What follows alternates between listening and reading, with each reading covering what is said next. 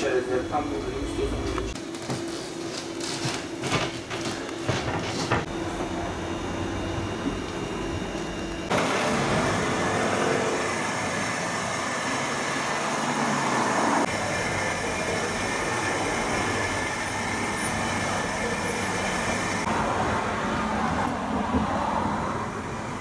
Öncesinde de Filistinli kardeşlerimize yönelik bir katliam vardı. 7 Ekim'den sonra bu katliam şiddetlendi.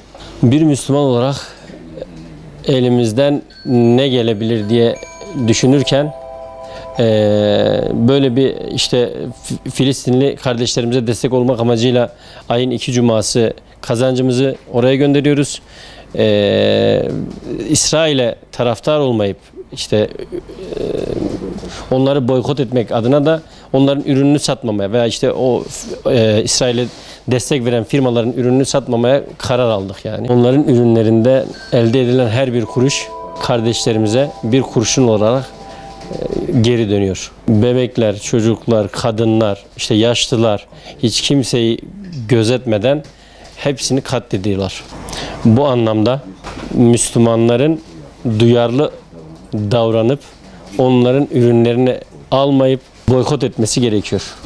6 Şubat'ta bir deprem yaşadık Adıyaman olarak. 3-5 gün maddi manevi biraz sıkıntı yaşadık. Daha sonrasında işte hem kendi ülkemizde hem dünya genelinde bize gelen işte yardımlarla işte ayakta durmaya çalıştık. Bugün Filistinli kardeşlerimiz her gün, her dakika o depremi yaşıyor. Bunu unutmamak lazım, buna karşı duyarlı olmak lazım. Esnaf ve vatandaş olarak elimizi taşın altına koymamız lazım. Filistin'deki, Gazze'deki işte anne babaların çocuklarının parçalanmış bedenlerini torbaya, poşete koyarken ben de burada bir esnaf olarak, yani Müslüman bir esnaf olarak o İsrail'in veya işte İsrail'e destek veren firmaların ürünlerini poşete, torbaya koyup insanlara veremem yani. Bu bana ağır gelir.